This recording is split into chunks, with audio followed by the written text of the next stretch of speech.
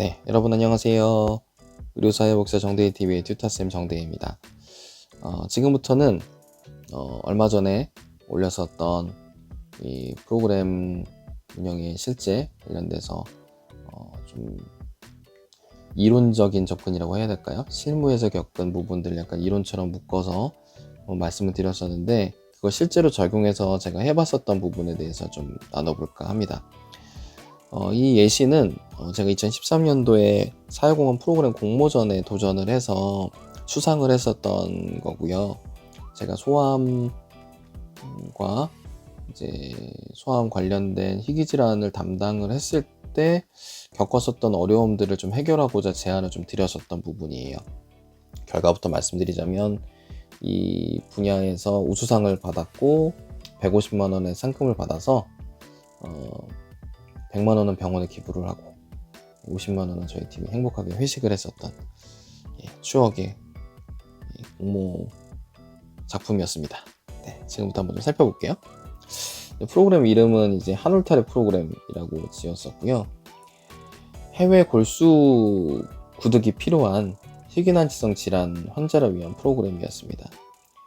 이제 유사한 치료 프로세스를 밟고 있는 소아암 아이들 같은 경우에는 여러 자원들이 있어서 지원을 받을 수 있었던 반면에 같은 골수 구득을 받더라도 이제 희귀질환 친구들은 별로 받을 수 있는 자원이 좀 적었어요. 그래서 이제 이렇게 기획을 하게 됐었고, 팀 이름에 이제 후방 카메라는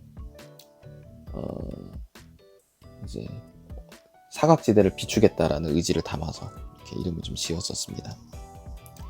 그래서 이제 인트로부터 기획 의도, 프로그램 방향, 세부 전략 및 기대 효과, 결론 및 제언, Q&A 순으로 이렇게 해서 브리핑을 이제 서류 계획서가 통과돼서 이렇게 브리핑을 위해서 PT를 만들어서 발표를 하고 그 다음에 이제 수상을 하게 됐었습니다. 그래서 저희 팀에 대한 소개를 이렇게 했었습니다. 의료 현장에서 환자와 가족이 겪는 숨겨진 어려움들을 비춰서 사각지대를 최소화하겠다는 사명과 의지를 담아서 이제 네이밍을 했다라고 이렇게 말씀 좀 드렸었고요. 실제로 이렇게 고려를 하게 됐었던 부분은 국내 어떤 인체 조직 기증을 받기 좀 어려운 경우들이 좀 있어요. 그래서 해외 각막을 구입했어야 되셨는데 이제 이게 지연이 돼서 안구가 이제 파열이 돼서 적출하셨던 안타까운 사례를 제가 좀 만났었고요. 그리고 만성 유가종증으로 치료를 받다가 골수 구득을 좀 해야 되는데 어려움을 겪어서 그때 당시에는 당장 해결할 수 있는 자원이 없어서 여러 가지 자원들을 연결했었는데, 이때 이게 정말 자원이 필요하겠구나라는 걸 크게 좀 느껴서 이제 이런 걸 기획을 하게 됐죠. 이식을 하게 되는 과정을 보시면 이제 백혈병이 걸리거나 아니면은 만성 유가종증이나 아니면 재생불량성 빈혈이나 이런 조혈모 세포 이식을 요하는 그런 질환군들이 있어요. 주치의께서 치료 계획을 세울 때 이 이식이 필요하겠다라고 수술 권유하게 되시면 이 부분을 안내드리는 코디네이터 선생님을 만나게 됩니다. 주로 이제 간호사 선생님이세요. 국내 일치자가 있을 경우에는 이제 비용이, 지금 이거는 2013년 자료이기 때문에 지금하고 좀 달라졌을 수 있습니다. 그때 당시에는 국내 같은 경우에는 한 690만 원 정도였는데 국내 일치자가 없으면 해외에서 구해야 되면 3천만 원이 넘는 비용이 들었어요.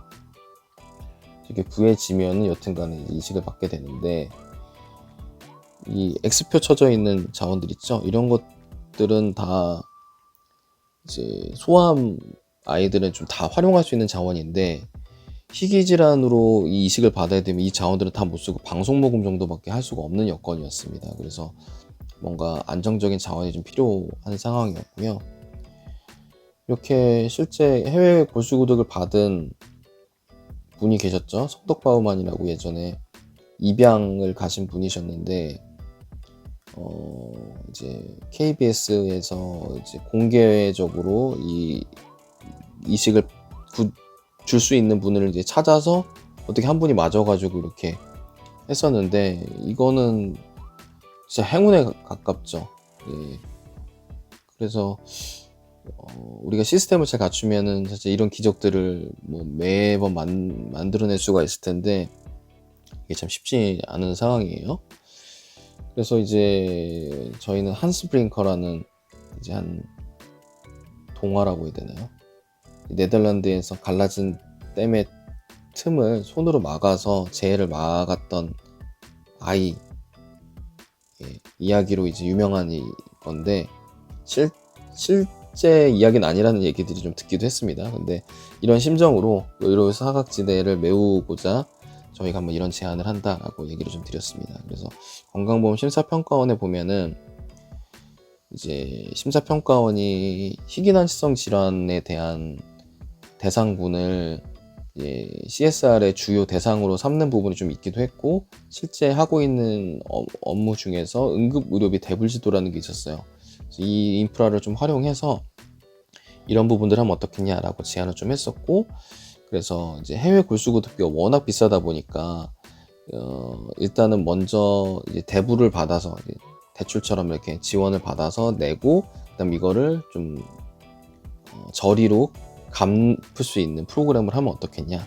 아주 저소득계층은 무상 지원을 해주고 좀 여유가 있다고 하더라도 3천만 원이 되는 돈을 뭐 갑자기 마련할 수는 없으니 그런 분들은 이제 저리로 다시 갚을 수 있도록 도와주고, 이런 부분들을 이제 기획을 했었던 겁니다. 그래서 이제 프로세스도 이렇게 잡고, 근데 이런 부분들이 누군가 돈을 빌려주고 갚는 게 그러면 과연 가능하겠냐라는 부분들이 있잖아요. 그래서 이때 한참 여기는 지금 슬라이드 쇼가 있어서 이게 보이지가 않는데요.